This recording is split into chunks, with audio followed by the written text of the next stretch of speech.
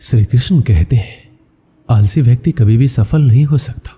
जिसे अपने जीवन में ऐसो आराम प्यारा है, उसे मेहनत करना अच्छा नहीं लगता, भला हुआ व्यक्ति कैसे सफल हो सकता है।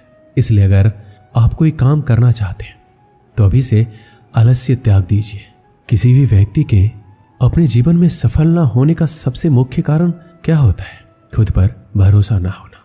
जीवन में वही व्यक्ति सफल होता है जिसे खुद पर भरोसा हो। जिस व्यक्ति को खुद पर भरोसा नहीं है वो कभी सफल नहीं हो सकता। एक बार दानवीर कर्ण ने भगवान श्री कृष्ण को अपनी व्यथा सुनाई और कहा, हे प्रभु, जब मैं पैदा हुआ तब मेरी माँ ने मुझे त्याग दिया। इसमें मेरा क्या अपराध था? द्रोणाचार्य ने मुझे शिक्षा देने से मना कर दिया क्योंकि वो मुझे क्षत्रिय नहीं मानते थे। इसमें भी मेरा क्या अपराध? और द्रौपदी के स्वयंवर में मुझे अपमानित किया गया क्योंकि मैं महाराज परिवार का हिस्सा नहीं हूं। जवाब में श्री कृष्ण ने कहा, हे कर्ण, मेरा जन्म हुआ तब मैं कारागार में था और पैदा होते ही मेरी मृत्यु मेरा प्रतीक्षा कर रही थी। जिस रात मेरा जन्म हुआ उस रात मुझे मेरे माँ बाप से अलग होना पड़ा, जहां पहुंचकर मुझे हर वो काम करना पड़ा जो एक गरीब परिवार में करना पड़ता है। गायों का गोबर हाथ से उठाना। जब मैं चल नहीं सकता था तब मुझ पर प्राणघातक हमले किए गए। मुझे मारने की बार बार कोशिश की गई। ना मेरे पास बचपन में शिक्षा थी, ना ही महल था, ना कोई गुरुकुल था, ना कोई विशाल सेना थी, लेकिन तब भी मेरे मामा मुझे उनका सबसे बड़ा शत्रु मानते थे।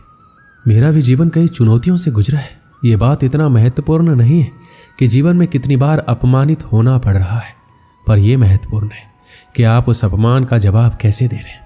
आपके पास ज्ञान है जिसका आप इस्तेमाल कर पा रहे हैं और इन सब चुनौतियों को पार करके कैसे आगे बढ़ते हैं। ये बात सबसे अधिक महत्वपूर्ण है। सब कुछ किताबों से ही सीखने को नहीं मिलता, कुछ मतलबी लोगों से भी बहुत कुछ सीखने को मिलता है। गलती उसी से होती है जो मेहनत से काम करता है। निकम्मों की जिंदगी तो दूसरों की बुराई खोजने में खत्म हो जाती है। इज्जत इंसान की नहीं होती, जरूरत की होती है। जरूरत खत्म, इज्जत खत्म। आज के जमाने में सुखी होना है तो स्वार्थी बनना पड़ेगा। यह हम नहीं, इस युग की सत्य हकीकत है जो हमारे जज्बातों की कदर नहीं कर सकते। उनके पीछे पागल होना प्यार नहीं, बेवकूफ़ी है। हवाएं अगर मौसम का रुख बदल सकती है तो दुआएं भी मुसीबत का पल जरूर बदल सकती है।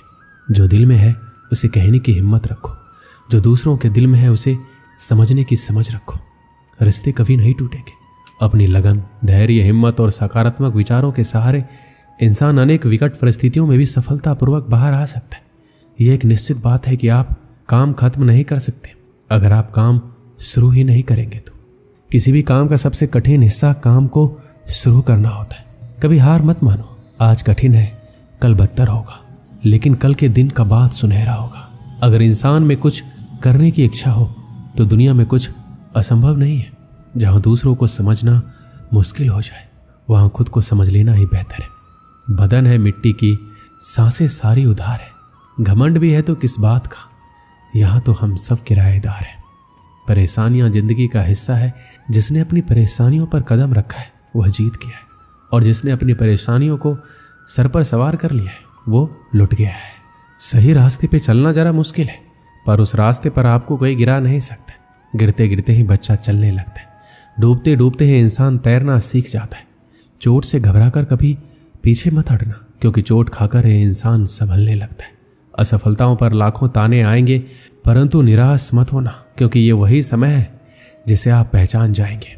माँ के बाद सिर्फ हिम्मत मनुष्य का साथ देती है, जो मनुष्य को कभी हारने नहीं देती।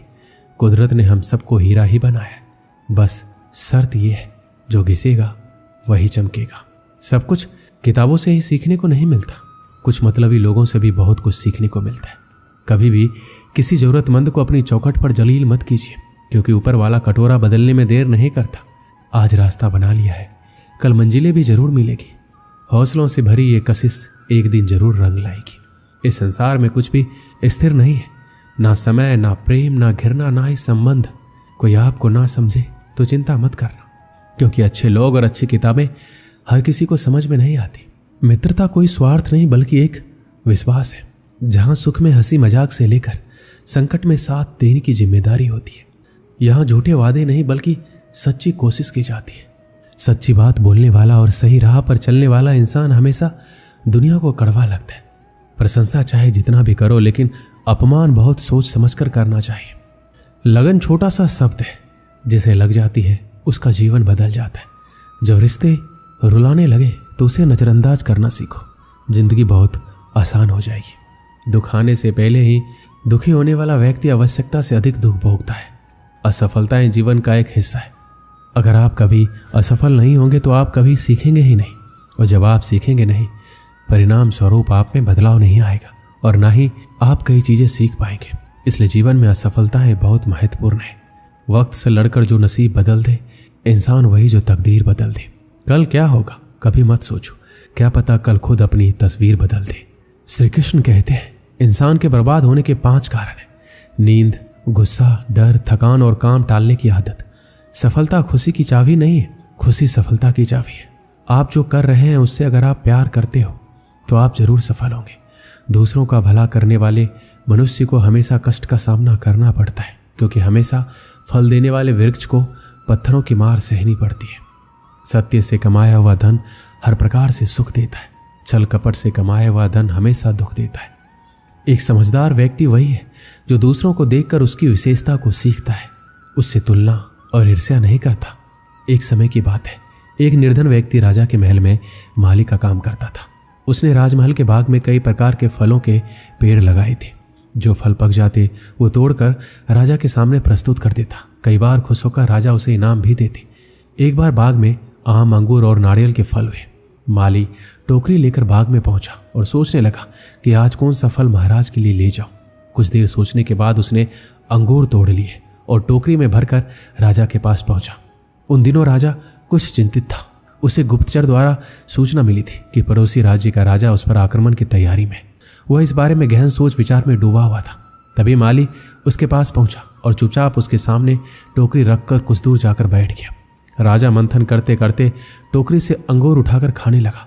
वह आधा अंगूर खाता और आधा फेंक देता, जो माली के ऊपर गिरता। जैसे ही अंगूर माली को लगता, वह कहता, भगवान तू बड़ा दयालु है। सोच विचार में डूबे राजा का ध्यान इस और नहीं था कि वह अंगूर माली के ऊपर फेंक रहा है। एक बार फिर उसने अंगूर माली के ऊपर फेंका और माली ने फिर से कहा, भगवान तू बड़ा दयालु है। इस बार राजा का ध्यान माली की ओर चला गया। उसने आश्चर्य से उसे देखा और पूछा, माली, मैं तुम्हें जूठे फल फेंक रहा हूं और तुम कह रहे हो भगवान तू बड़ा दयालु है। इसमें भगवान की दया कैसी है?